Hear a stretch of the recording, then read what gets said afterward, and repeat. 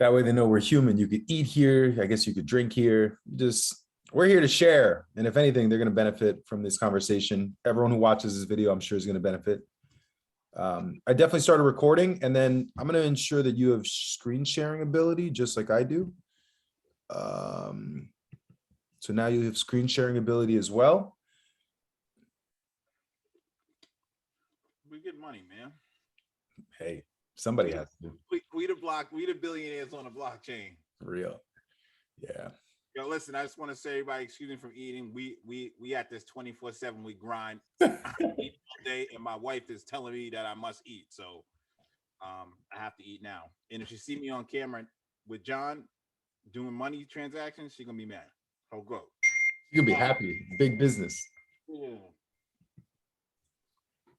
So, okay, so this is the ERM report. You know, it's our show to help our network, to help our members, to help our followers get educated on everything they need to know to stay on the cutting edge of technology, to become self-sufficient, to, you know, to be educated so that they can act with diligence and competence, not just hearing a lot of rumors go on, a lot of speculation goes on, a lot of I heard about this project, that project. I think what stops a lot of people is doing their own research, going to the website, Googling, watching a couple YouTube videos, taking the initiative to peel back the hood. So for us today, we're going to talk about the car that is MegaCryptoPolis. And what I want to do is I want to open up the hood, I want to open up the trunk, and I want to get inside the car and hopefully test drive the car. Money Mitch is what I call you. Why don't you introduce yourself? Give us a quick background, who you are, what you do, but I know you as Money Mitch. Well, hey, listen. My name is Isaiah Mitchum, for y'all who don't actually know my real name. I am known on the blockchain as the Billionaire Billy. I am CEO of the Billionaire Bitcoin Corporation. And our goal and our mission in life is to be responsible for opening 1 billion wallets.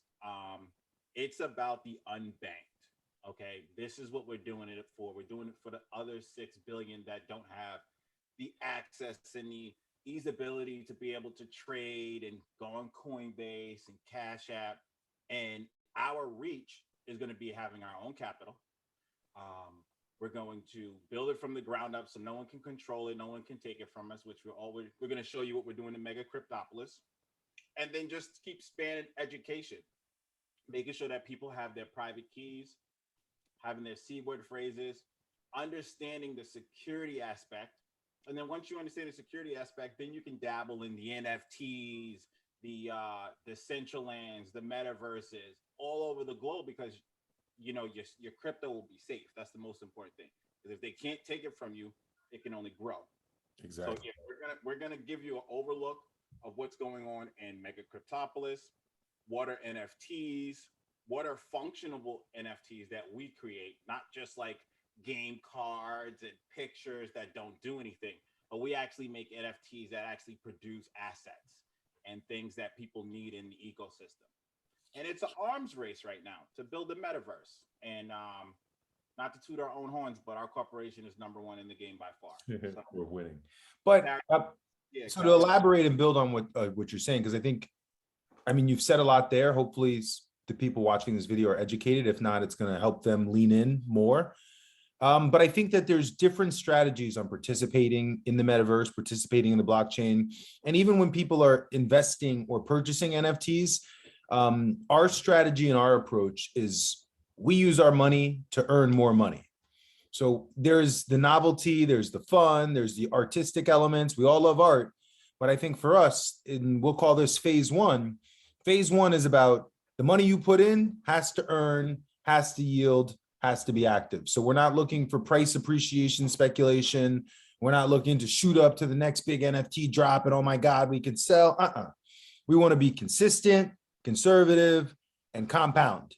And I think that's really what we're about. Compound. Compound is the key. We want to constantly, because like, I mean, listen, if you listen to Michael Saylor right now, I would say MicroStrategy, there's no other CEO that's been on top of the charts longer than him, right? And he just made a big transitional shift on just immersing himself in this Bitcoin world. And he's still a rookie. Yeah. First year. Just because he's bullish and buying tons and tons of Bitcoins doesn't make him better than you and I whatsoever. Exactly.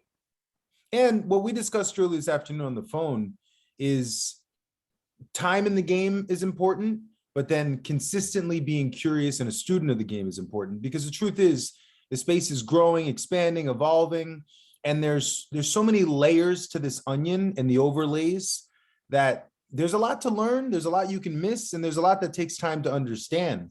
So I think the important aspect is to just get in and be consistent and show up. Don't feel FOMO, don't feel overwhelmed, don't feel like you're missing out, and definitely don't say it's for rich people or I missed the wave, because you don't know, you don't know. But we know that this is going to be the infrastructural layer of, the next economy, and, you'll learn a lot. So Isaiah, tell us, how did you even get into the crypto, the blockchain? How did you get into this space? All right. Can you hear me clearly, or am I low now? You're low now. You're getting a little better.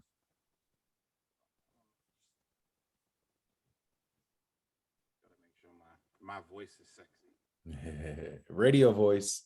Hey, and I will say, I was trying to spell your name correctly because in my phone I have you as Money Mitch.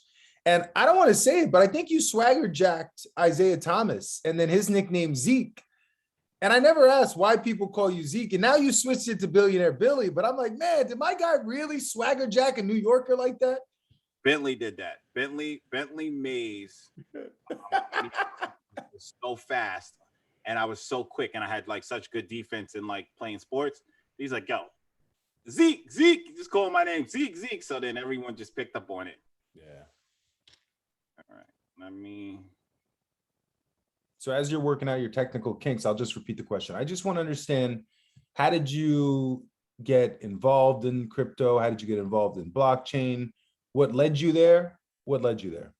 All right. So to make a long story short, I went to St. John's University for computer science. Basically, I was a nerd that played sports and, a hot shot, whatever. And when I used to come home, my friends from the community used to always ask me to do stuff with them. Hey, can you print this? Hey, can you make this? Hey, can you do this flyer for me? Or can you buy me some crypto? So my cousin, who is not into technology, he barely knows how to use a smartphone, asks me, he says, hey, listen, I need to buy Bitcoin. I have to send money overseas. And I'm like, what do you want to buy Bitcoin for? Right. So he didn't tell me, but I later on found out he was sending to get like VIN numbers overseas, but he had left. And instead of buying them when he first came to my house, I would just buy them in advance. I was like, let me buy like 3 or 4 or 5. So I wound up having like 9.5 Bitcoin in my wallet, which I paid $300 a piece for, $300-400 in between. And it goes up to 20,000. And then it goes up to 20,000 and everyone's a frenzy. I'm like, yo, I got to learn, why is this going up so much? And then it went down. Right. And as it's going down, I'm like, wow, I'm losing my money. I'm losing the numbers. I need to find out, how do I get more, and then the ICO phase hit in 2017, 2018, and everybody was launching something. And you know what? While the money was going down and I had the Bitcoin, I just sprinkled it everywhere and invested in everything. I was like a monkey throwing darts at a billboard. And I hit on a couple of things, and especially I hit on MegaCryptoPolis, because when it first came out, it was in 2D. It was just an idea. And it was just like, hey, listen, invest, become a founder, get first dibs at properties in districts when they open up, and build. And I'm talking about when I brought my first piece of land, there was not one piece of land brought in the district. It was, it was completely empty. So basically just about everything you're going to get to see is a fraction of my brain, of my thinking, of my design. So let me slow you down. Help the audience understand, what exactly is MegaCryptoPolis? So MegaCryptoPolis is a metaverse. And that word is going to be, as you start learning cryptocurrency, that word's going to be thrown around a lot. Metaverse. So it just means an augmented reality that a decentralized augmented reality. Everyone has a piece of the pie. Jake. Right? Come on, Jake. Right. Come on, move that out the screen. Everybody has absolutely ridiculous. Everyone has a piece of the pie, and no one can change it, right? So there's ground rules. Like in our society, we know killing is wrong. We know stealing is wrong. Inside of the ecosystem, there are a set of rules that are on a smart contract that no one can break. And we're all putting our capital, real dollars, right? So from the bank or whatever, we're turning it into cryptocurrency, mainly Ethereum. There's also Tron and other networks, but we're turning it into Ethereum.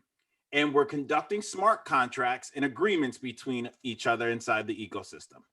So, I mean, it's a little techie, but to put it in a layman, it's another world where people can exist and they have to follow rules, right? So with the mega metaverse, how does that function? What does it do? What can you do, et cetera?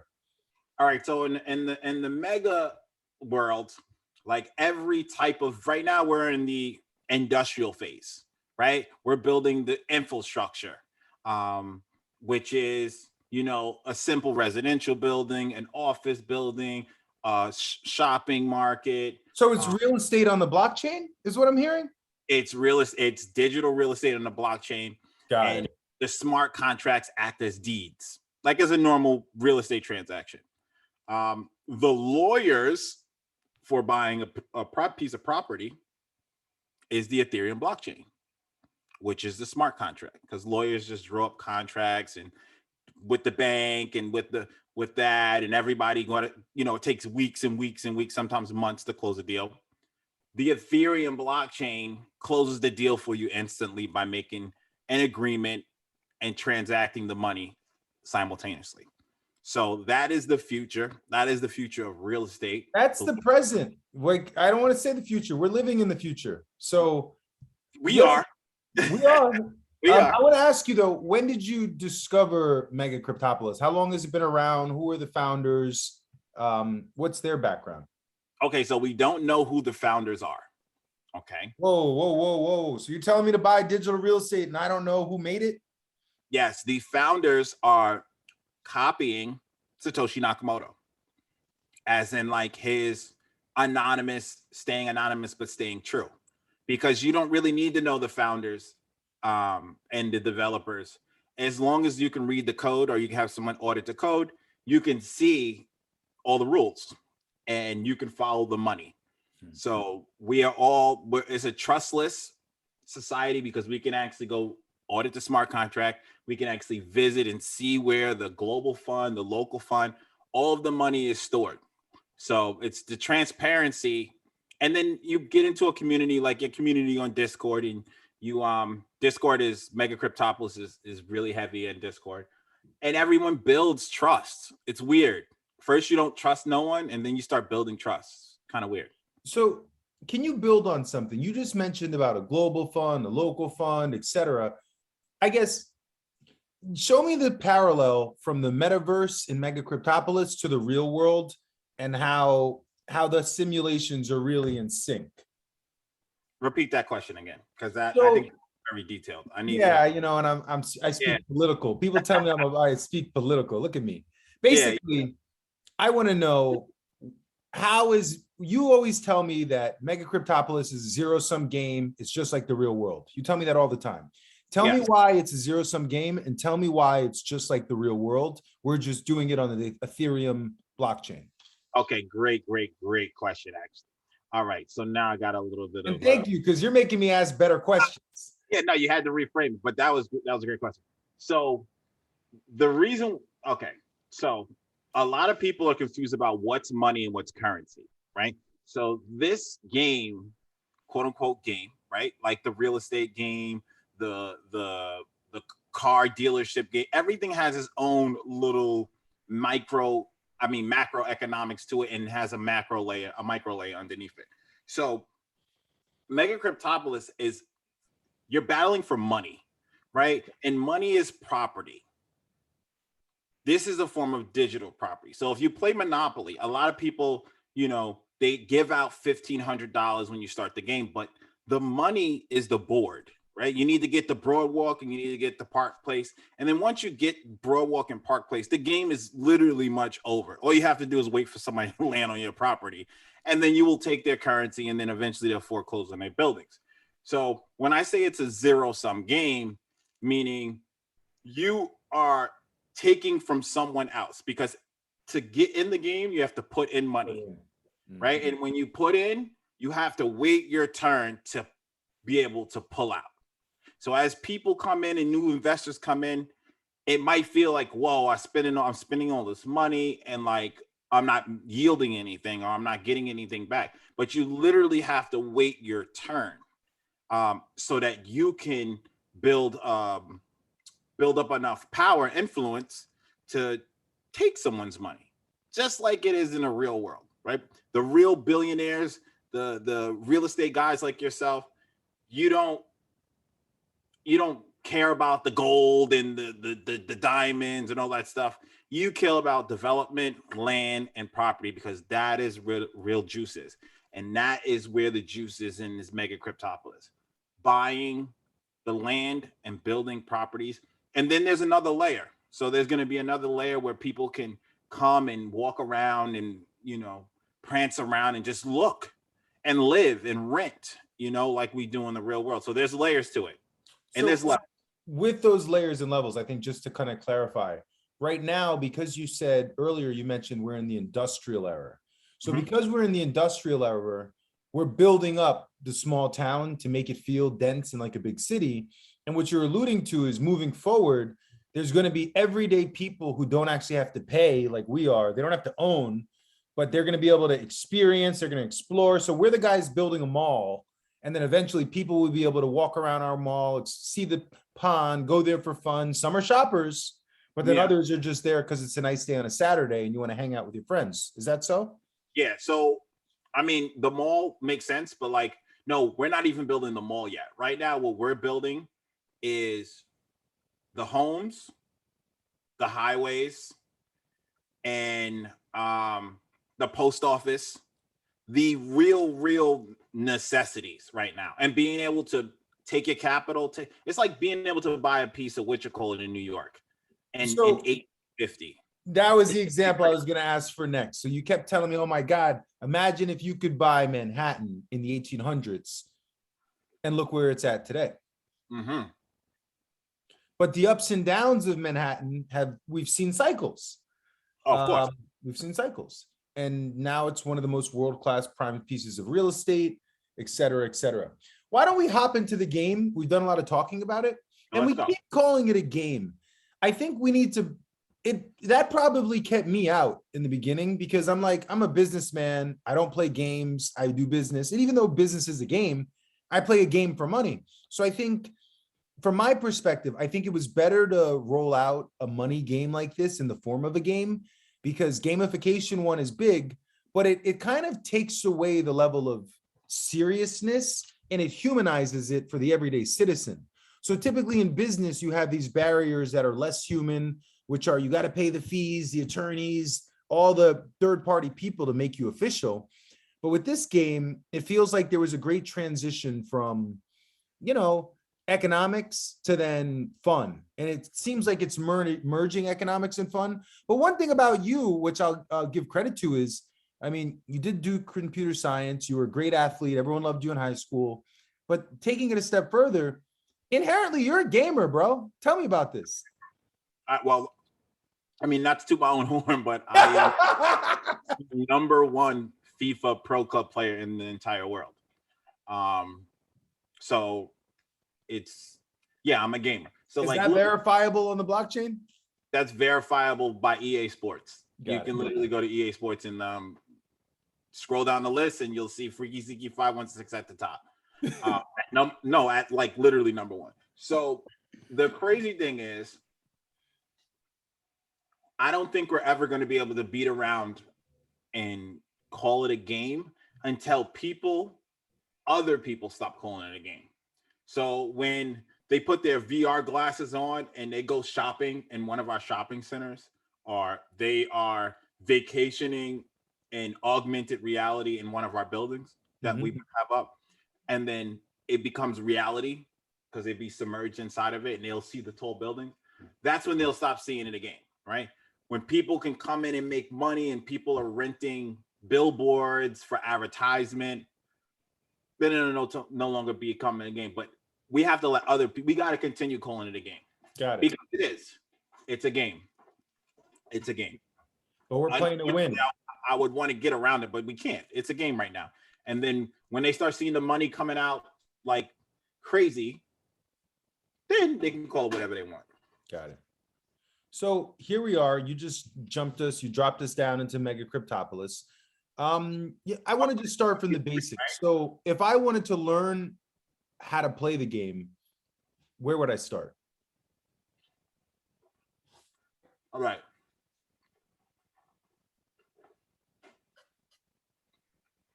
This episode is brought to you by that Chinese food in New York he's eating and Doritos chips. If you want the best flavorful food, either buy the Chinese or buy the Doritos. And Snapple diet. Hey, I don't like that Snapple changed the packaging and they're no longer glass bottles anymore. I mean, it's the cost of. But they were so baller. And then the last thing is the only thing they didn't get rid of, which is amazing. Tell us your Snapple fact. It's still under the cap. Yeah, no, tell us your fact. I used to collect Snapple bottles because we used to drink a lot of Snapple in middle school and high school. Snapple fact under here. No way. Wow. See, that's what I mean. They just lost their whole brand value to me. All right, now we're removing that endorsement. No more brought to you by Snapple. Snapple just failed. Yeah, anyway, Snapple just but the point is if I'm going to get started, how do I learn about? You said this is real estate, Monopoly. All of those games have rules. They have a form of governance. Mm-hmm. What is that like in the metaverse and specifically MegaCryptoPolis? All right, so this is when it's no longer a game, right? So now you got to put your real money in it. So you want to build a big building or something like that, because the purpose of the game is to go mega, right? If you're gonna drop 100K, and sorry to throw out numbers to get y'all scary, right? But you're going to throw 100K in the game, you need a mentor, okay? The first thing you do is find me or John. Yeah. That's what I want to tell you. I want to tell you the truth. First thing you do is you join our Discord, you join our corporation, right? You sit down with us and you tell us, well, how much you're looking to yield, right? Because now it's not a game anymore. No. All right. Now it's real. This is an investment. And we're labeling investing a game, but this is an investment. And we told you the purpose of the investment is to yield, which means we want to earn a dividend. We want to earn a revenue. We want to earn, just like real estate, we want to earn rental income consistently. All right. So let me take you from the top. So when you join the game, right, they're going to ask you, do you want to join the Ethereum network or the Tron network? Okay. Both have the same rules. Tron is just a quicker, cheaper network, and all of the major money is locked in on the Ethereum. The biggest opportunity is on the Ethereum network, but you have to reach for it, have to spend more money. So when you get in the game, it's going to take you to District 43. All right. District 43 is the main district where the developers get half of everything built in this district. All right, Jake, you turn that on mute. Everything, thank you. Everything that gets billed, every tax, everything gets half, goes to the developer, and for life, they will keep the district at 50%. Okay. What does that mean? 50%. What does that mean? So taxes and production. So you're telling me I have to pay taxes in the metaverse? You have to pay taxes for every transaction. And those taxes go to what you call the global fund down here. And based on what district you're in, they go to the district fund. All right. So taxes, like the real world, but you can't be Warren Buffett or Jeff Bezos. You can't get around these taxes. Okay. So if you're a billionaire, you will be taxed. If you're a millionaire, you'll be taxed. Everybody gets taxed the same, as we all wish in America that everyone would get taxed the same. But you could tax the rich and you can tax the poor. So it makes it fair. So then you got District 43, where that was the first district ever opened. Everyone had equal access to come in and buy this district. Me, I'll tell you a little bit later, probably in another episode or something like that, but I held out from buying in this district because I saw a bigger vision. I saw putting my capital in somewhere where I can be protected. And I searched for the smallest district, and then I built from the inside out. But we'll get to that. Get to there. Yeah, we'll get to that. So basically, this is the developers district. So it says owner. Who is the owner? So the owner is MegaCryptoPolis. We can actually go to their wallet. So we're gonna hop to Etherscan. And what is Etherscan, Isaiah? Etherscan is basically an encyclopedia ledger that's constantly updated of all the transactions on the Ethereum blockchain as they come in second by second. So as you see right in front of us, the latest block was minted 18 seconds ago, and 2.09731 ETH was the block reward, right? And if we wanted to go inside that transaction, we can see who. Wait, you're telling me 2 ETH was the reward to push this to the blockchain? Mm-hmm. Wow. Incredible. It pays to be a developer. It pays to be a miner. Wow. But it won't be paying because EIP 1559 has ETH burning. Has ETH burning and has some ETH going to the stakers. So we'll get to what EIP 1599 is in another episode as well. But for the most part, what we saw on the mega screen was there was an address for the owner. We copied and pasted that address into Etherscan and we press search. And what does that allow us to do? And that allows us to go and see what's in their wallet, what assets they own. Okay. So this is the developer's wallet, right? And they own only 2 citizens, 2 appliances, and they own 2 regencies, right? Three right now inside of the game. There's 2 more, I think that's up for sale, that once they sell, then they won't own them anymore, but they own District 43. And that's it. You can see all their transactions. You see they don't really take out any money or anything like that. 34 days ago, they transferred 10 ETH out, not a lot of activity because they take the money as they need it for. Do me a favor, scroll up a little bit and tell me how many transactions total have they done? This wallet is telling us 165 transactions. But it dates all the way back to January 2018.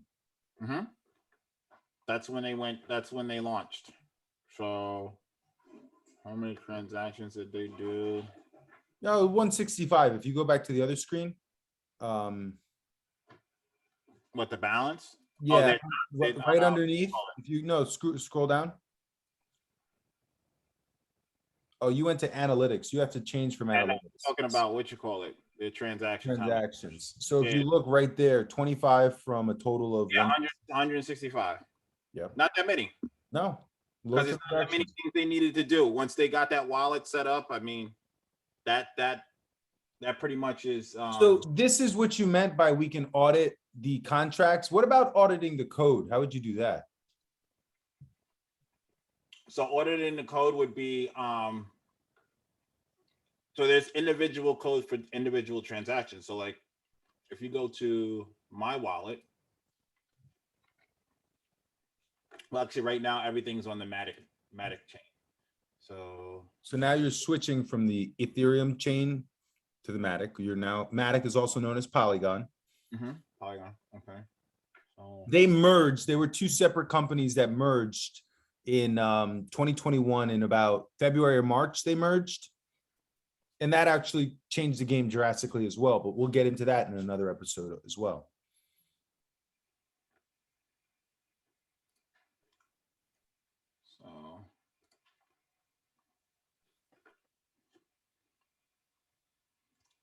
So let me go back to Ethereum.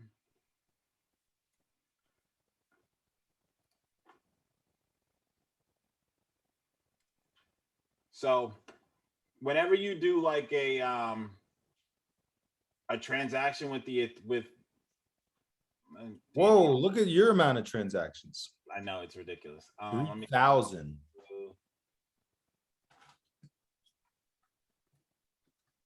Okay, so MPC token, right? This is just a mega contract. So you can literally run audit on this code, right?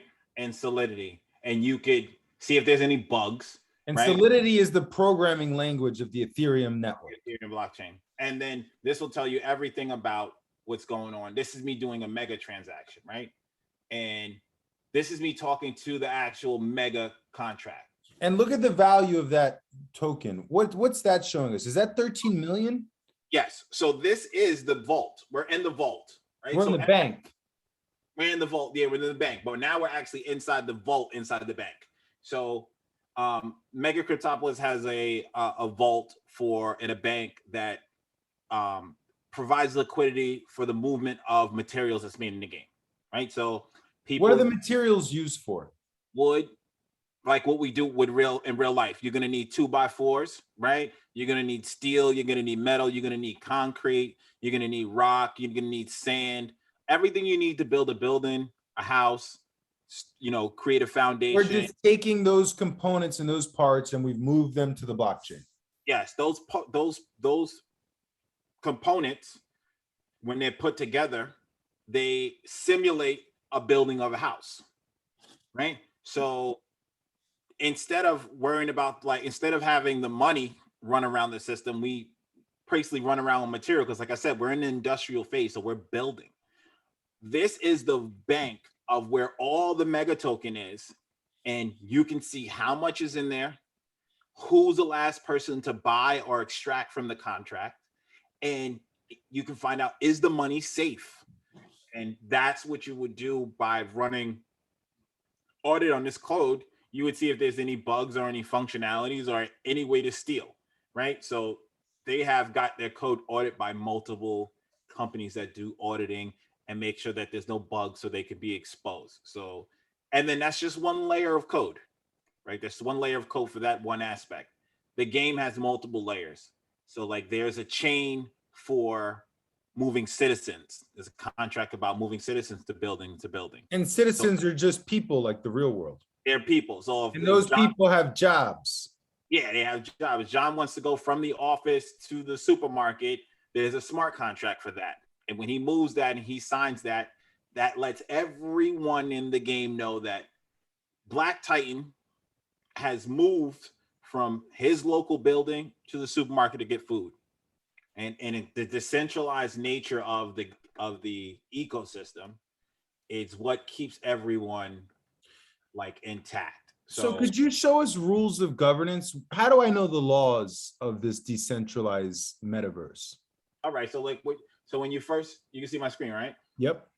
All right. So when you first come in a game, a game or anything, you do anything, you want to get you a mentor. That's the first part. So after you get attached I got into real estate development. First, I had my father as a mentor. Then I got lucky enough to have a lot of other successful guys as mentors. So I think you're definitely correct about you can learn on your own, but I think the missteps, the stub toes, those mistakes, they're unnecessary. This is very dangerous. It's very dangerous. Because it's a zero-sum game. Because it's zero-sum, exactly. So what are the, I guess I want to say, what are the implications of your mistakes? But if I make a mistake, how is that going to impact me? Really? You're going to lose. Lose what? Money. Money. Time. There we go. Money and time. If you make a mistake, you lose money and time. If you build, there's tons of people. I'll show you someone who's really big in this game and actually really famous on the crypto space. And he made a terrible mistake, and I'll explain it. So basically, they have a walkthrough guide. This walkthrough guide is extremely detailed, but it's a lot of words. It's a lot of technical things, and it's a lot of information that has to sit on you before you realize what element and how to use it. It's like reading the textbook in undergrad, and until you either apply it or frequently visit it, you read the textbook, you hear the concepts, but you're like, whatever. Exactly. So when you come in, they explain it to you. What is MegaCryptoPolis? MegaCryptopolis is a decentralized city builder strategy game running in the form of a dApp, decentralized application, on multiple blockchains. All right. Every action in the game is a transaction signed by a player and accomplished by a smart contract. Wow, So that sounds like the futuristic world we should be living in. yeah, I mean, hey, listen, the metaverse. Oh, what you call it? Launched today. Um, Star Atlas on Solana blockchain. Biggest, it didn't launch, but you can buy ships. People are buying spaceships for like 100 Ethereum right now. It's crazy. But we'll get to that on another day. Right now, it's all about Mega. All right, so each asset is an ER720 token, means that it can be changed, it can be altered, it has functionality. It's just not like an ERC20 token, which is once it's made what it is what it is. ER721 gives you more flexibility to, run smart contracts, change design, change the way it looks. And they'll just break down to you, about the game. And then you got to go to your game assets, right? They teach you about buying land plots, how the money flows when you purchase the land plot, right? And what's a resource, and like what type of building to construct. And then there's the breakdown of like different type of buildings. So you can build a residential, office, commercial, municipal, which is like hospitals, fire stations, things that, keep us safe. And you got industrial, production, and energy. Later on in the future, I mean, within a couple of months, they're releasing, custom buildings. So now we're getting out of the industrial phase of the coal mining and stuff like that. Now we're going into people being able to design their apartments inside their buildings and put billboards up and change the color of their offices. And everybody's going to rely on someone else in order to get something done. That's what makes the economy move. One hand washes the other. And then they tell you like the requirements of the buildings. So like we was talking about the material, right? It's a lot. It's a lot of complex things, because in order to go. So this is the governance, laws, the structures, the rule book. Yeah. So this is the lay of the land. Yeah. No one can read this and understand it. Like, experience is going to be your best teacher. And it's like Mike Tyson said, everyone has a plan until they get punched in the mouth. So you can read this, but and it's good. It's good for your reference. But listen, you come into Billionaire Bitcoin Club, Housing JV Corp, and you network with us. I mean, I'm going to spit this out to you. I'm going to make you remember it. And I'm going to put you through, get you where you need to go. We're going to get you where you need to go at first. Because now you mentioned this is like, New York real estate, Manhattan, but you also mentioned your strategy was, hey, I'm going to hold out on 45. I'm going to buy up the small town and become a big player. Why don't you take us to your small town that we have? I'm a part of that district as well. Yeah. So let's pull some material out. Let's show them how the blockchain works a little bit and how the game works. So I have something ready. So down here you got the district information at the bottom. You got district, you got my assets, land plots, or everything that you own. My assets is all of your cars, your appliances. And then you have the market. And then because everything's transparent, there's reports of everything I've ever done. So reporting is essentially the forensic accounting of the blockchain. Yes, this is what lets you know. A lot of people don't like to look at this, but this is what lets you know if you're profitable or not, right?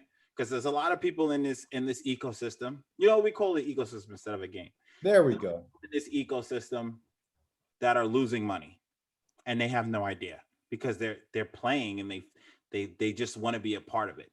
So they're not losing money per se, but what they're losing because their value is going up. They're buying it. They bought Ethereum when it was cheap. They invested when it was cheap. So the value is going up. So by them being in it, is they're going to win no matter what, because they're going to be able to sell their land later on. But as far as us, we want to be profitable inside of the game and make profit while growing, which is the micro strategy. If you're not profitable and you can't pay your employees and grow at the same time, then eventually in 10 years, somebody's going to replace you. We want to replace everyone because it's zero sum. So yeah, this is like the forensics reporting. It tells you how much water, sand you burn, who brought from you, what you paid for, right? This lets you know if you're making money or not. So let's go take something out that is ready. Let me see. So what I would do right here is I would go into my land plots and I would scan, right, and see something that's full. So I got a smelter in District 145. So before you pull from your smelter, can you just explain the differences from the asset classes of land or buildings, not land, but the varying asset classes and what they mean? Okay. So all right, so let's start with the most important. All right, so the most important building in this entire ecosystem is the residential building. What the residential building does, it allows you to produce citizens. Citizens are necessary, obviously. If we don't exist, then there's no money, there's no ecosystem, there's nobody running around chasing. You need people to be working the buildings. You need people to work in the building. You just need people, period. I mean, people are the ultimate source. God created people. And we're not plugged into anything. We're not a machine. We don't have to be plugged in. All we have to do is consume energy from the sun and eat things that come out of the ground, and we can continue on our day. So we're an abundant source of energy. The residential buildings allow you to produce that. The second most important building is office, because the office keeps the liquidity of the money flowing throughout the ecosystem so that the residents can eat, right? Because they need to eat. So they go to office, they go to work. Inside that office, those offices compete for local and global funds. So depending on where you start your journey at, if you're in our district, you're going to have an opportunity to either eat off of the local fund or eat off of the global fund. All right. Commercial buildings are where you send your citizens to recharge, right? They need entertainment. They need the work week, the 9-to-5 work week. It ends on Friday. They need to go out. They need to eat. They need to drink. They need to feel normal because they've been working for 40 hours. The municipal buildings represent for like if there's any natural disasters that happen in our district, they get paid out. So basically they're simulating the more balance and the more municipals you have, the less fires and natural disasters you have, the bigger that fund gets, because there's an insurance fund inside the district. I'll show you that too. And that grows is when there's no hospitals, then there'll be a flood, right? So it simulates balance.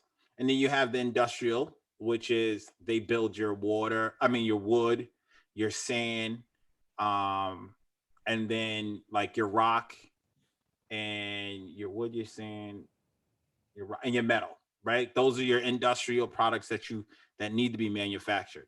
And then you have production, where you can build bricks and things that advance our civilization, like you're doing with the steel, right? You're going to advance the production of homes and make them be able to be built faster and stronger. Superior housing with a better product. So production is the brick. When the brick came, it changed a lot of things. And when the steel came, so that's steel and brick. Skyscrapers. Yep. Exactly. And then you have energy, which is the resources, which is the water and electricity, things we need to power our ecosystem. And they're very important, because if you don't have resources, then your citizens will die. Well, not really die, but they won't be able to work. And everything has a time, right? So when you start at level 1, your level 1 building takes 7 days to produce something, because time is the most valuable asset, and that's the whole blockchain. Oh, look at that notification. What does that mean? Somebody just updated. So everything's live. So when something happens, It Real pops up time updates of real what's time happening. update through the blockchain. So we got, so time is the most valuable asset, obviously, in life. I mean, billionaires wish they had more time with their kids. Their kids grow up to be fucking, excuse my French, to be messed up because they didn't get that love. So time is the most valuable asset. Your buildings take time to produce. When you get to mega, that means your building produces every day, right? And that is the revenue you want to get. That's Every day you yielding. produce. Yes. Where does that money come from? Where does it go? Where does it come from? Can you The money teach us what? about the local and the global fund? Yeah. So actually, they have like a little overview over it. Funds and taxes. We can go over that. So just like in real life, every key action in the game requires tax payments. Those taxes will form the regional budget of a certain district and the federal budget, the whole map. The taxes budget is then distributed every game cycle daily at 8 o'clock. It says daily, well, our time, it's 8:05, between the offices and the business and the building owners. Almost every action in MegaCryptoPolis is due to tax payment that is accepted by the global tax and the district fund. Taxes are always transferred in the native blockchain currency, which is Ethereum. And then they have it in Tron as well. Every time a player constructs or upgrades a building, collects, produce materials, appliances, or citizen tokens, claims a service in a commercial building, or collects income in the office or municipal buildings, will transfer a small amount of Ethereum directly to the funds of certain networks, with a small commission for the district owner and the MegaCryptoPolis team. Right? These funds will be then distributed between office buildings, and occasionally, in the case of a natural disaster, like what I was talking about with the municipals, Yep. municipal buildings, every game cycle, every 24 hours. Every 24 hours, we get paid from the district fund and the global fund. And that's how we yield and earn. Yes. And that, because that's money coming in. Any money coming in or any money moving gets taxed. And whoever is the most efficient, it's all about efficiency, because remember, it's a zero-sum game. Whoever is the most efficient is the one who reaps the highest benefit.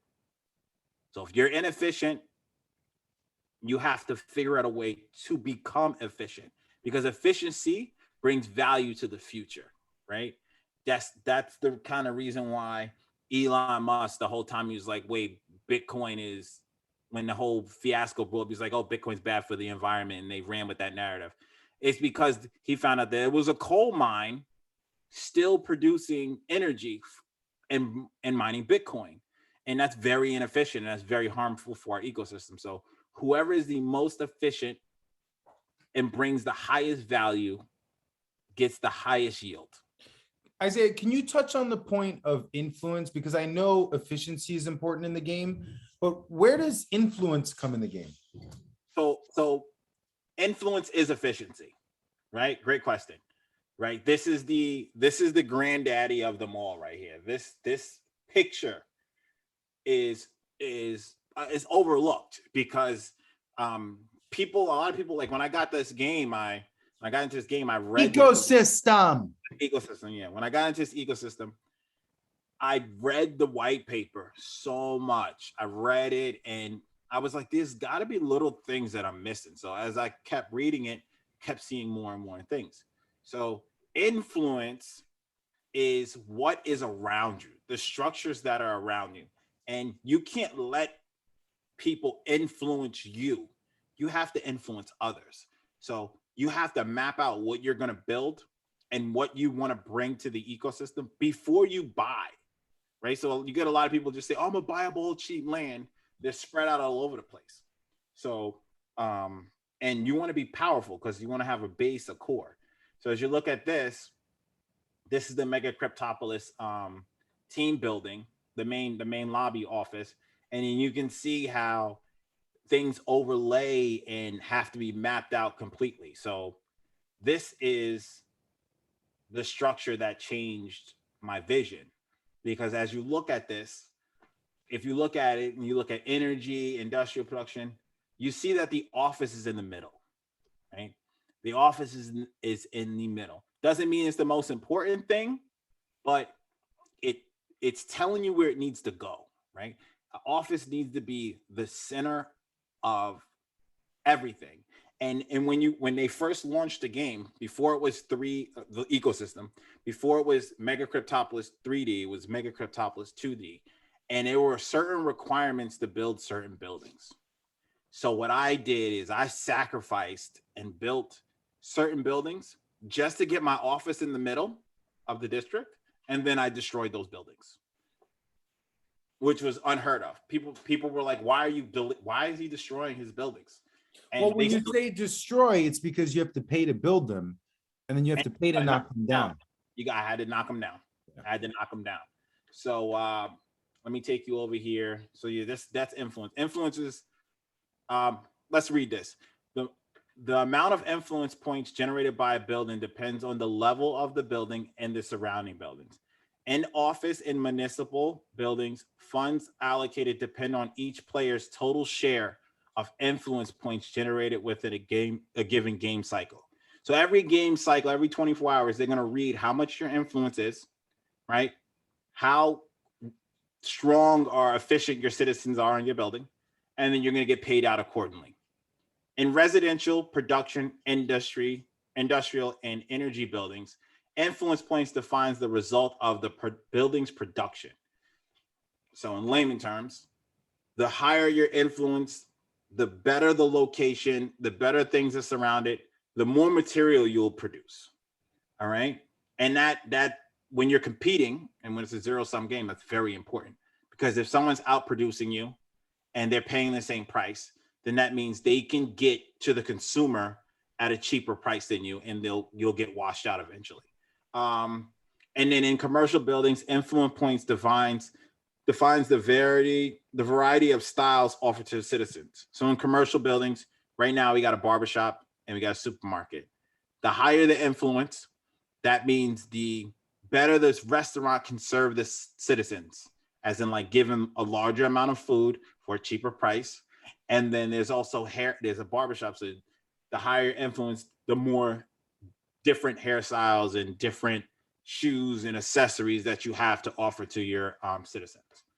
And then let me take you over to my let me show you how a transaction works. So this is a bird's eye view of the game, of the ecosystem. I have to stop. We gotta get better at that game ecosystem. We gotta get hats. Mm-hmm. So you could actually go submerge yourself down on the ground level, and when you click on it, you'll be able to interact with the smart contract, kind of like in Decentraland or any other metaverse. When you click on a building, you'll be able to interact with the smart contract. Only because these private keys are in my possession, I'm the only person that can access this building and change anything in it, because I got the keys, right? So right now I have to collect 83 pieces of metal, right? My requirements is 50 units of water and 600 bolts of electricity.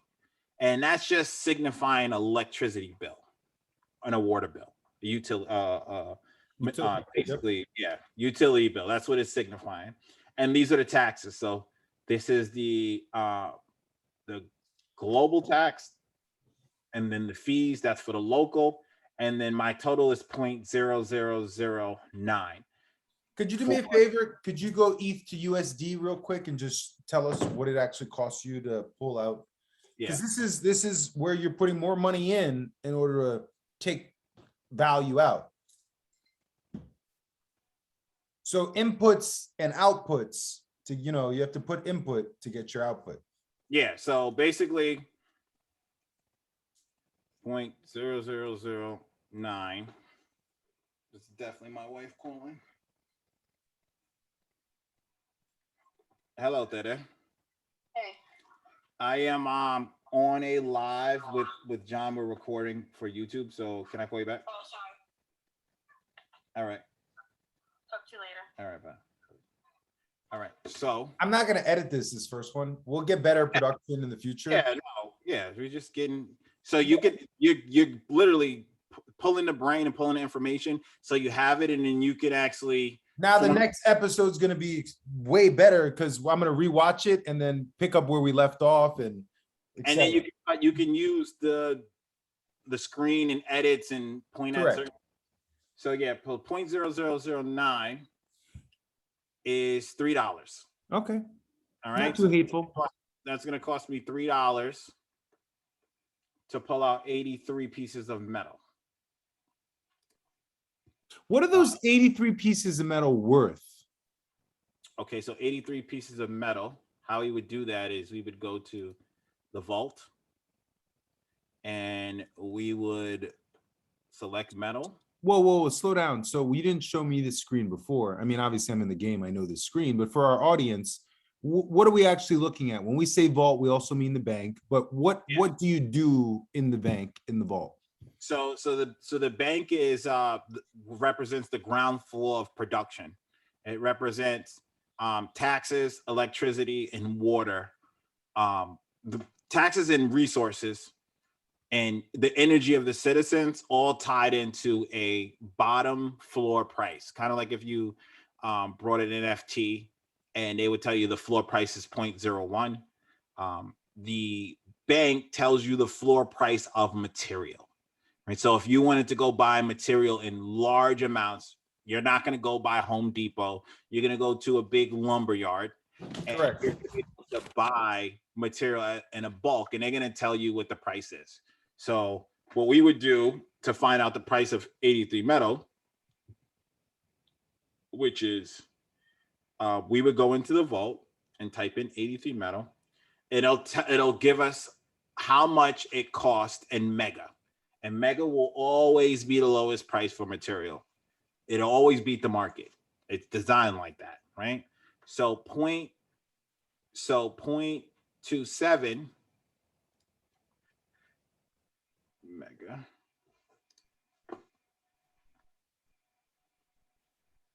Okay, so 0.27 Mega equals $3.75, okay, which I just paid for, right? I just paid $3.10 plus the resources and water.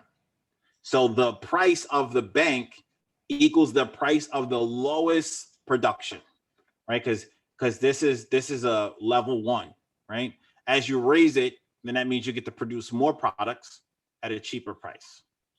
All right, so now, and then you can see everything's recorded. So if I go, it says ready in 7 days. So I have to wait 7 days for another 83. And I have these little industrial plants all over the district, all over a bunch of different districts, just extracting resources and being able to produce my own material. And then, I'll upgrade them later and stuff like that. But yeah. So can you show us in your reports if the transaction was recorded? Yes. So inside the reports, it says it right there, September 9th, 2021 at 8:39 p.m. I collected 83 metal. I paid 50 water, 600 electricity, and 0.0009 ETH. Got it. All right. And that was recorded on the Matic chain. Awesome. So this has been great. I think there's a lot more to unpack here. So I think we did a great job so far with just the tip of the iceberg. Before we go, and obviously there'll be, circle back episodes to this, just take us through, and we didn't really expose the citizens, the people, and the people are the ultimate lifeblood of the game, the ecosystem. So can you just give us a quick primer on people, and then we'll circle back in the next episode. Okay, so all right, so that's the productive citizen. That'll we'll go too too much in on that. All right, so let's just I'll give you an overview of what's going on. So this is the newspaper. No, it's the Wall Street Journal, Financial Times, buddy. Pretty much. This tells you everything that's going on in the entire ecosystem. This is what the big bosses read. Other people skip this, but we check the newspaper. We're those billionaires that are on the train going to Wall Street with the Wall Street Journal in front of us. All right. So citizens, this is an overview of how many citizens in this game, so in this ecosystem, so you can get a good grasp. So now we got 52,191 citizens till this day. Every citizen is accounted for. Every citizen has a social security number and a tax ID number. All right. Right now, currently, there's 31,104 citizens working. Right? They are working. Geez, so our unemployment rate is worse than America right now. Our unemployment rate, this is the perfect opportunity to come into MegaCryptoPolis and become a titan, because our unemployment rate is 40%. And that's because the giants in this game, in this ecosystem, are hoarding the citizens. But what they don't realize is that as long as they can hoard the citizens, but if they don't put them anywhere, then they're really not making an impact. So they can sell them on the market and leak them on the market and do how they want to, but we're going to be building. So we need citizens to build. So we kind of produce our own citizens. We make our own citizens inside of our residential building. And the importance of citizens is for us to earn our income and yield every day. In the office buildings which we own, we have to put citizens to work, correct? Yeah, in every building, you have to put citizens to work. Every building requires citizens in order to operate, period. And there's a minimum requirement for operation. So this is our district, District 108. We have this. We got Black Titans building. We got Will's building. He's still sleeping. He's still sleeping. The main office building, and then we have Champagne's building, and we're looking to get this is Keisha and Star. They're gonna go level 7. Then we have Steel Montana over here. He has the steel factory. Right now, our steel production is on pause because of the price of Mega. So when the price of Mega is low, us producing steel is not necessary right now. We need to be building our resources and buying more plots of land. We recently just invested into this like residential. So building. Isaiah, when you make a statement like that, like how did you get to understand that dynamic of understanding when you should produce, when you should press pause, the price dynamic between Mega fluctuating, decline versus appreciation? Like what information are you using to inform your decision making? The energy, the cost of energy and water to Ethereum. So Ethereum is the base layer. A lot of people forget, but like Ethereum is the base layer. So everything is accounted in Ethereum. So when Ethereum starts to move and people start to dump their mega tokens and they start dumping to get ETH, that makes the thing that we produce, which is mega token, it devalues it. So it's not until the market settles out or goes down where people will start building again and start moving, because then you got other factors like the gas fees. So to take out the mega token and to swap it in Uniswap, right now you're paying $80. So it's like, all right, let's just put a pause on it, because we can use that electricity and energy and water for other things, as in we can produce other products to build. And we don't have to slug around and deal with the Ethereum blockchain. We want to stay inside the Matic chain. And steel isn't selling because people aren't putting up megas. Only we're going to be putting up megas. So we have to get our energy and our water and reinvest and compound on things that we need that's going to make the steel plant work more efficient.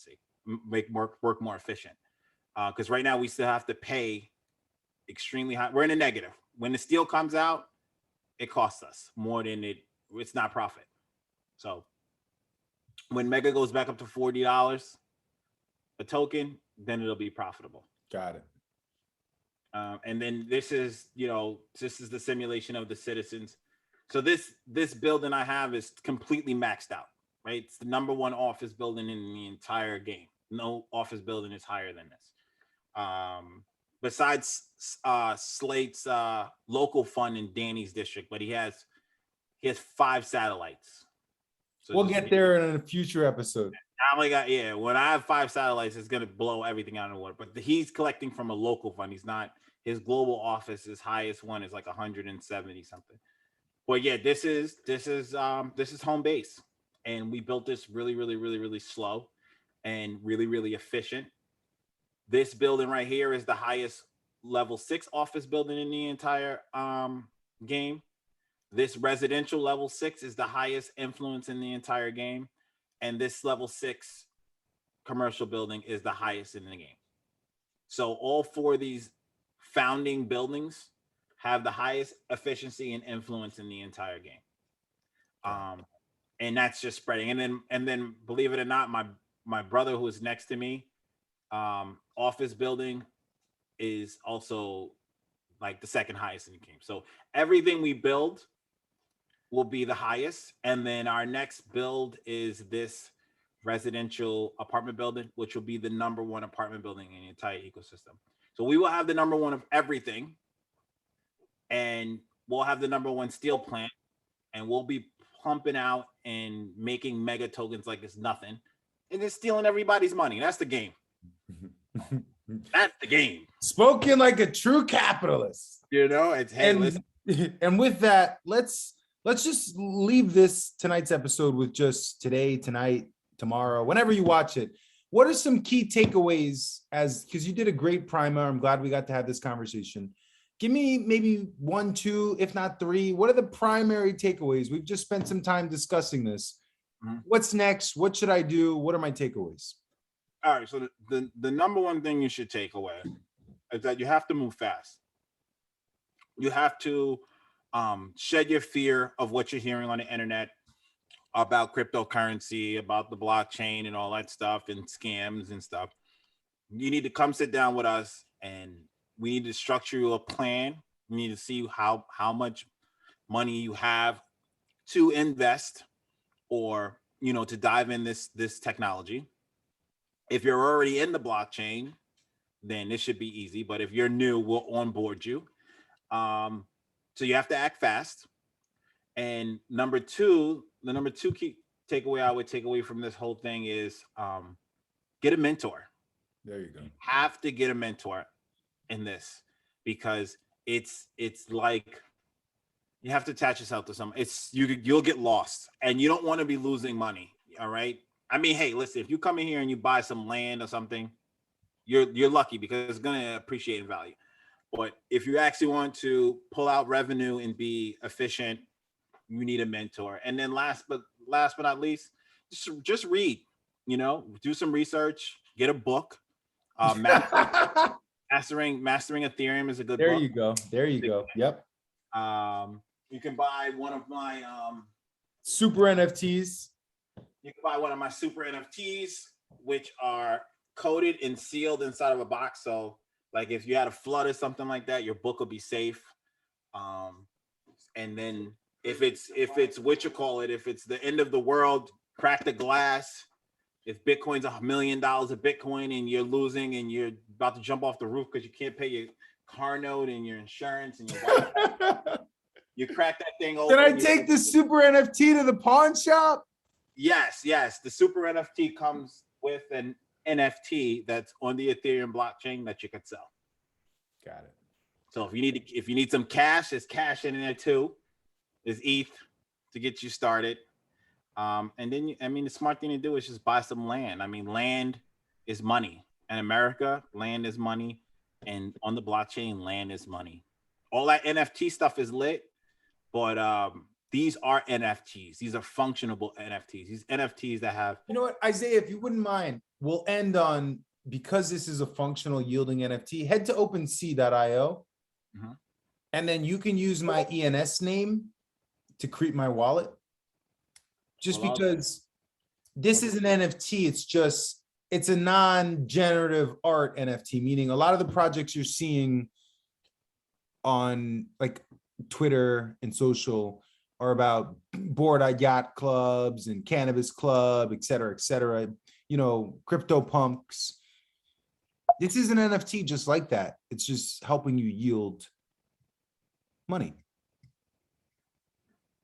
Yeah. I mean, an open. I don't know if you can search address. You might have to type in my ENS name. No. You in there. Got it. You in there. Here we go. Perfect. Now, if you scroll down, you see my buildings. And then boom, those beautiful citizens and buildings are all NFTs. Yeah. All NFTs. Yes, they are. There you go. Then your ENS name is down here too. Yep. Yeah. So with that, I think we did a great job. You're listening to Crypto Talks with Money Mitch and Black Titan. Thanks. This is a casual, unpretentious. He's eating Chinese. I'm cracking open the Doritos. Listen. This blockchain thing is 24/7, 365, 366 in a leap year. The market doesn't close. You can wake up and Bitcoin can be down 15, 20%. You're liquidated. The blockchain can be backed up where it's 300 gwei to move. It's $200 in transaction fees. You know, you got to be able to adjust. Yep. It's a marathon. It's not a sprint. There you go. Don't look to just get rich quick overnight. Even though it is possible, you can buy an NFT or you can be a part of some exclusive drop, and it gets popularized by the Logan Pauls and the internet people, and everyone's just trying to buy it. You can get lucky like that, but the influencers, no different than the influence we need in the game. Yeah. No, it's no difference. So, but with us, you're going to build something that's going to be there for the next 100, 200, 1,000 years, and the yield will grow. Something growing slow and strong is better than anything quick.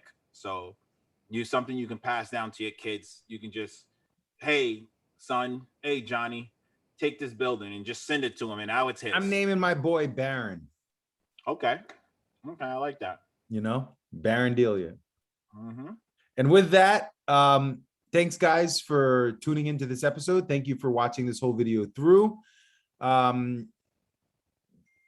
Stay tuned for the next episode where you can learn more. We'll introduce you to more concepts. We just hit the iceberg, and we're just getting started. So any final thoughts or final comments, Money Mitch? Well, right now I'm collecting from the fund, right? This is a cool thing. This is this is the highest part of this game, just on the exit, but everything's transparent. You can see all of the revenue and the income that all of the global businesses are earning, the regional earnings. And then, when I collect, it goes in my in-game balance, and I look to upgrade something, but we got to pay some bills. So that money coming out, you might have to buy an NFT because drops today. Cannabis Club?